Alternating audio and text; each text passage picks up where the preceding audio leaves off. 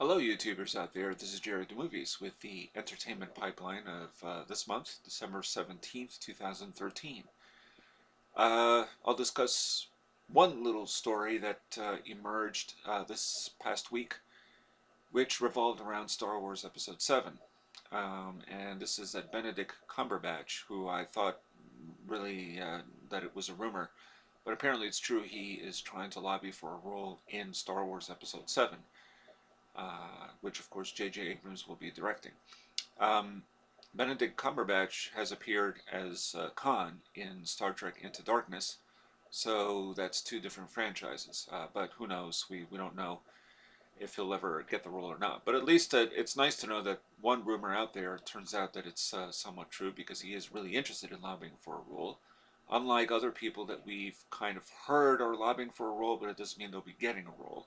Samuel L. Jackson, for example, who, if we are to believe that Star Wars Episode 7 is set 20 or 30 years after Return of the Jedi, if he were to return as Mace Windu, would be as as a spirit, not necessarily because Mace Windu, hate to break it to you, died in Star Wars Episode 3, Revenge of the Sith, which takes place long before Star Wars Episode 4, New Hope. So who knows? That's you know, it may. It's just wishful thinking on his part. But then, now there have been some other reports this week. Oh, I'll mention briefly about Paul Walker. I probably should see at least one Fast and Furious movie. I haven't seen these movies because, frankly, I'm not really interested in car chases where CGI is used.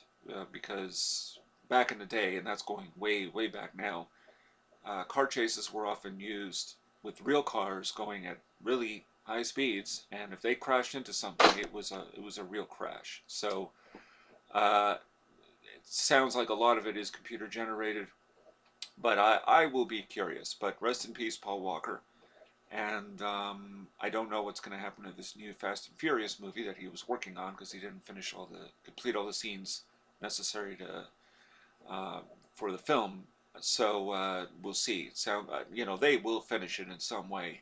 I don't know how they're going to do it, but I don't think Paul Walker would want this movie, you know, not to exist. Obviously. So anyway, rest in peace, Paul Walker. Also, interestingly enough, or well, disturbingly enough, I should say, this past weekend we've had three different celebrity deaths.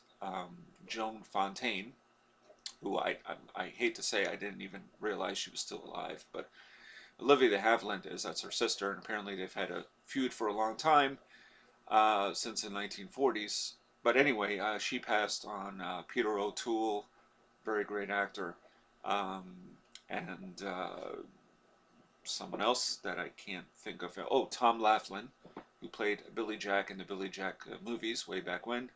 Um, Tom Laughlin had been interested for quite a while in doing a new Billy Jack movie, which never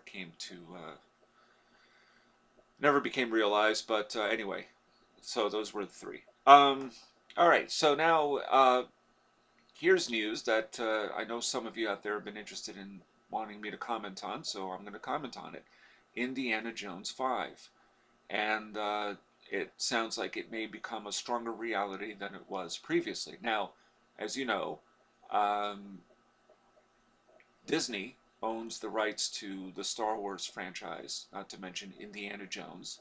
Really, anything Lucasfilm cooks up is, or has cooked up in the past, is now the property of Walt Disney. Um, so there's going to be an Indiana Jones 5. I knew there was going to be one. There's always been doubts. I know they're going to do it. But when I heard, as most of you know, over a year ago, that they bought the rights to Star Wars and Lucasfilm, of course, and all subsidiaries, that they were going to push ahead with Star Wars Episode 7, then I thought, well, that's it. It's done. It's not going to happen.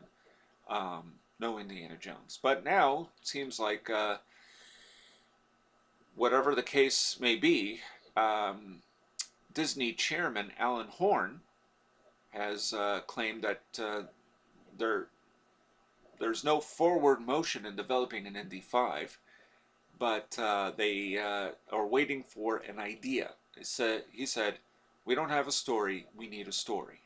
Um, Now, interestingly enough, Disney had no plans on doing anything with the Indiana Jones character, which I find rather interesting because, of course, I mean, that's sort of a cash cow. I mean, if you're going to do more Indiana Jones movies, why would Disney not want to do this?